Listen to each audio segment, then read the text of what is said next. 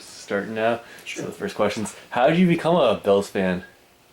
I started watching the Bills like when I was 11, so 87, 88, the whole season. My mom used to have the Buffalo News on all the time, and I don't know, Buffalo programming, we get all the games here.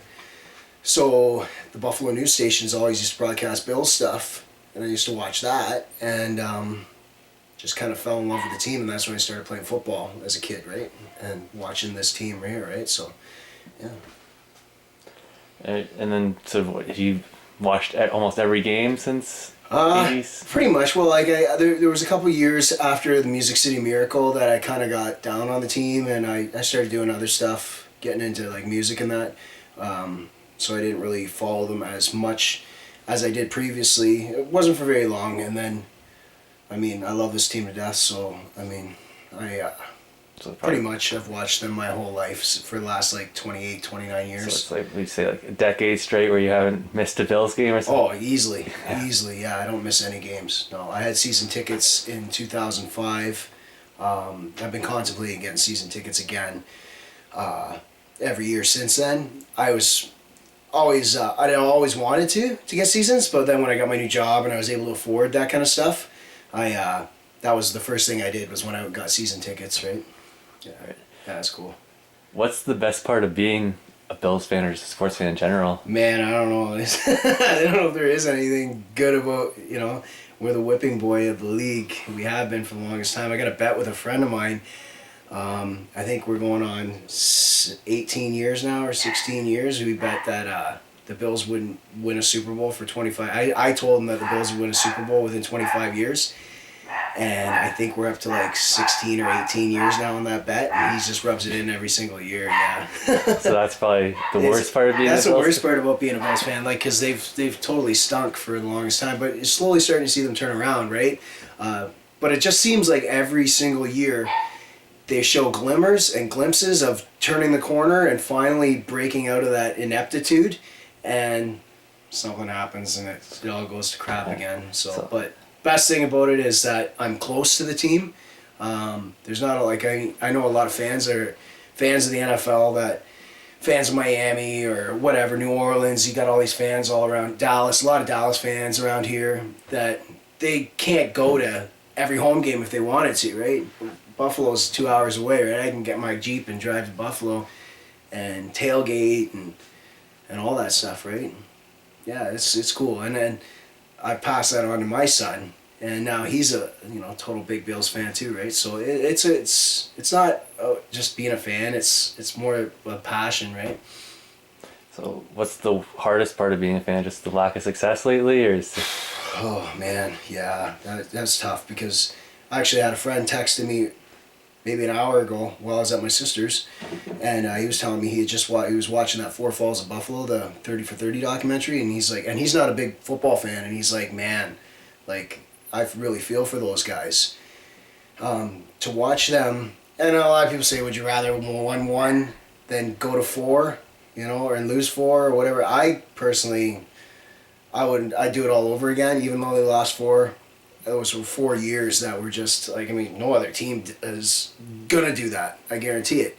New England's had a lot of success, but the worst thing is going from winners every year and being like these guys were so dominant, man. Like, it's just like, you knew watching them they were gonna win, and then to what they were through the Rob Johnson years, and Doug Flutie. There was flashes of like really good team. They had a great defense, but like, going on later on in years, like just watching them, the 3 and 13 seasons, and oh god, it was awful, man. It's been hard, and then you spend the money to go to a game.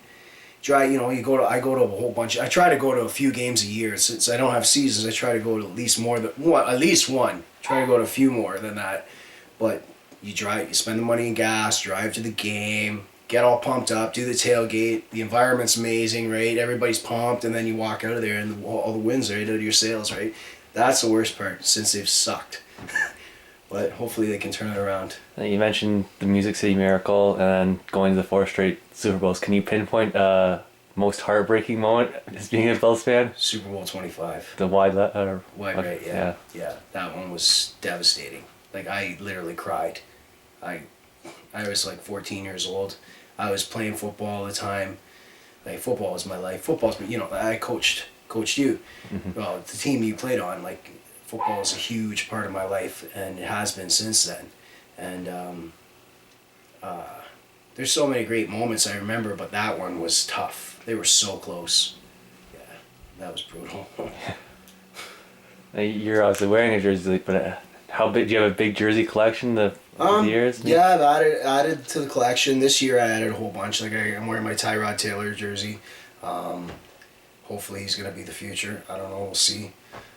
Yeah, I've got, I don't know, at least maybe 15 jerseys, something like that. Somewhere around there. 10, maybe? I don't know. Yeah, a good chunk. Visit home and away. Yeah, I got to represent, right? When you pick a certain player's jersey to buy, what goes into that decision? Well, I used to play quarterback, so I'm partial to quarterbacks. I have my Jim Kelly jersey. I should actually rock that, but I'm partial to quarterbacks. But my son played linebacker, and I love the ferocity of the defensive side of the ball. So I've kind of got a little bit of a soft spot in my heart for defensive players. So linebackers, I got a few linebacker jerseys. I don't know. There's certain positions that I enjoy watching. I'm not so much. I don't know, like, you got a lot of guys buying, like now, I guess it would be the Shady McCoy jerseys, the big seller now or whatever, right? I'm just like, I want a guy that's going to be there for a lot of years too, right? And I'm not just going to rock the guy's jersey that I think is cool, because he might be a flash in the pan. Hopefully this guy's going to be there for a few years, so that's my thought process when I go into getting a jersey. I want longevity and, represent my team. I'm not just a fair weather fan. You know what I mean? I'll stick with them. So. Do you have a all-time favorite Bills player? Yeah. Jimbo. Jimbo's a man. Yeah. Jim Kelly for sure. Yeah. I got the opportunity to work out with him in the summer between their second and third Super Bowls. Yeah, he was my childhood idol, man. Like, he was. If he wins 4 Super Bowls, somebody told me about a radio program they seen, and it was like. Take all the results of the past however many Super Bowls and reverse them and see what would happen. You flip all 4 of those Super Bowls and Jim Kelly wins 4 straight Super Bowls, he's arguably the greatest quarterback of all time, right? He's arguably up there right now. He's in the Hall of Fame, right? So that'd be pretty amazing. Can you imagine that? Jesus, perfect. That'd be insane. Do you have any moment that sticks out as being your favorite moment in Bills history? Just a game or modern history, or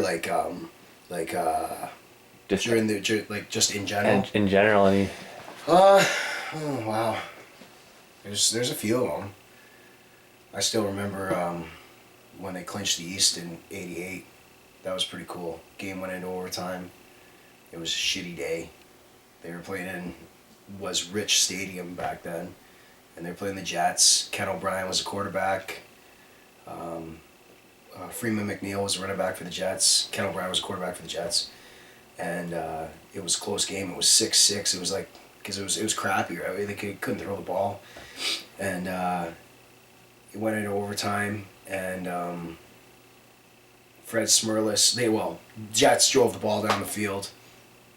In overtime, they lined up. Fred Smerlas, there's a little story about that. I got an autographed Fred Smerlas photo.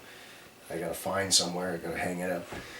But Freddie was the nose tackle, and he blocked the kick in overtime, and set Buffalo up. Buffalo went down the field, kicked the game-winning field goal in overtime, 9-6, and they clinched the AFC East, and the fans flooded the field and tore the uprights down. And I'll never forget that. Never, man. I can remember being a kid watching that on TV. Marv Levy sitting in the press conference, and the interviewer came in, whispered in his ear, and you see him turn, and he goes, "Oh, they got the uprights? That's too bad. We're going to need them next week." I was like, yes. I got goosebumps, That was awesome. That was probably one of my favorite moments, yeah. Great. Let's